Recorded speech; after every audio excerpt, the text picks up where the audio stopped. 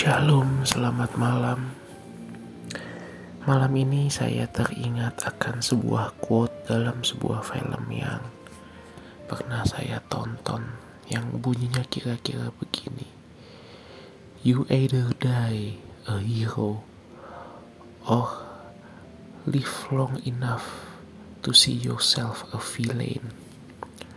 Secara harafiah intinya begini: kita bisa mati sebagai seorang pahlawan, atau kita bisa hidup cukup lama untuk melihat diri kita sebagai seorang penjahat.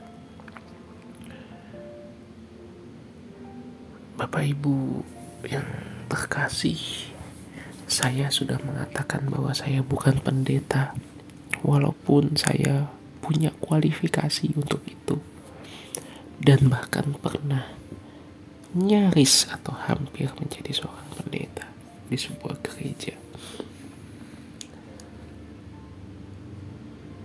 Tentu saya sudah paham dengan pelayanan,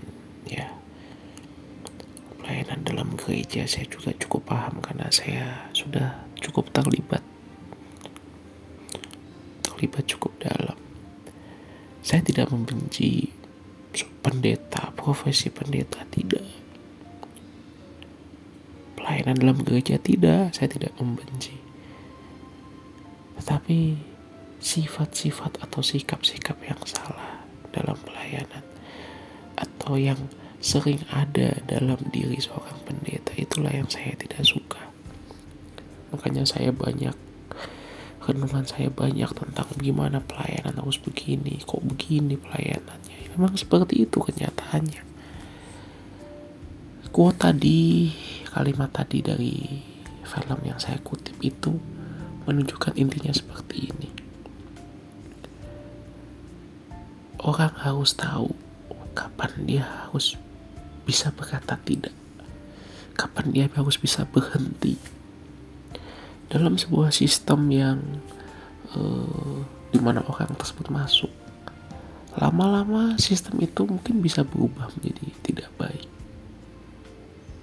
Orang harus tahu kapan dia harus berhenti, kapan dia harus tanda kutip mati sebagai pahlawan. Tidak, saya stop sampai sini, atau ya sudah saya terus ini nyaman.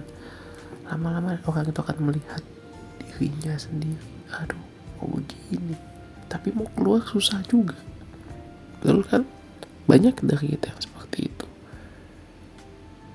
Lama-lama dia akan jadi penjahat itu sendiri. Padahal dulu mungkin sebelum masuk ke dalam lingkungan atau masuk ke dalam sistem, dia berkata saya akan membereskan segala macam, ya. Itu kondisi yang terjadi, Bapak Ibu. Dan itu membuat saya juga akhirnya saya stop. Mungkin ketika saya keluar dari sistem itu, orang bilang, wah bodoh ini.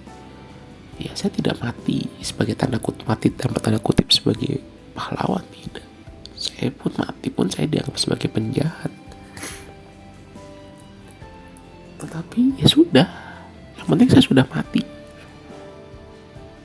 Daripada saya tetap hidup dan menjadi seorang penjahat yang sebenarnya, lebih baik saya mati. Saya dianggap penjahat oleh orang lain, terserah, karena Tuhan yang melihat hati. Hati-hati dengan rutinitas, dengan lingkungan atau sistem yang memang dibentuk untuk membuat orang baik berubah menjadi orang jahat. Tidak kelihatan lama-lama, tapi orang yang awalnya baik bisa jadi lama-lama akan menjadi jahat.